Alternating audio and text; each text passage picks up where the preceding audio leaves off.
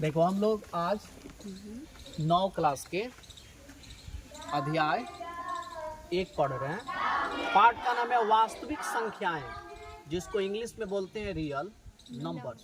English में क्या बोलते हैं? वास्तविक रियल नंबर्स। देखो सबसे पहला यहाँ पर एक परिभाषा आता है प्राकृत संख्या, जिसको इंग्लिश में क्या बोलते हैं?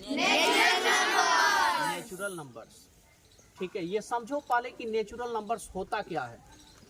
नेचुरल नंबर में बताया जाता है कि जितना हम लोग गिनती में प्रयुक्त करते हैं संख्याएं, गिनती में प्रयुक्त होने वाली सभी संख्याओं को प्राकृत संख्या कहते हैं। जैसे 1, 2, 3, 4, 5, 6, 7 ... कहाँ तक जाएगा? अनंत तक जाएगा। इसमें देखो तीर के चिन्ह में सभी प्राकृत संख्याओं के समुच्चय को n से सूचित किया जाता है।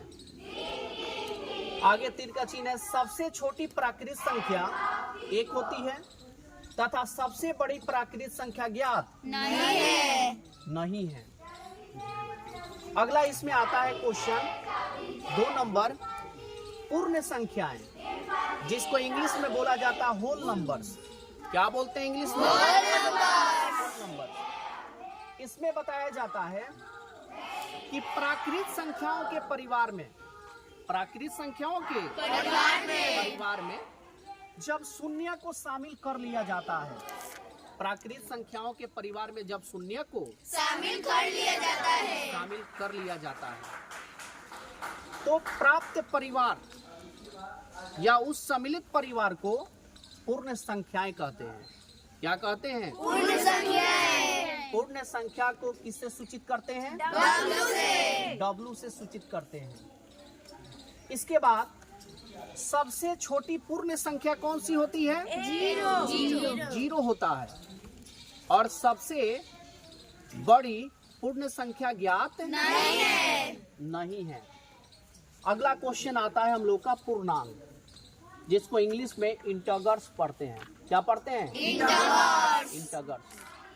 इसमें बताया जाता है पूर्णांक में कि प्राकृत संख्याओं के संग्रह में शून्य तथा पूर्ण ऋण पूर्णांक को -1, -2, -3 ... को शामिल करने से प्राप्त संख्याएं पूर्ण संख्याएं कहलाती हैं।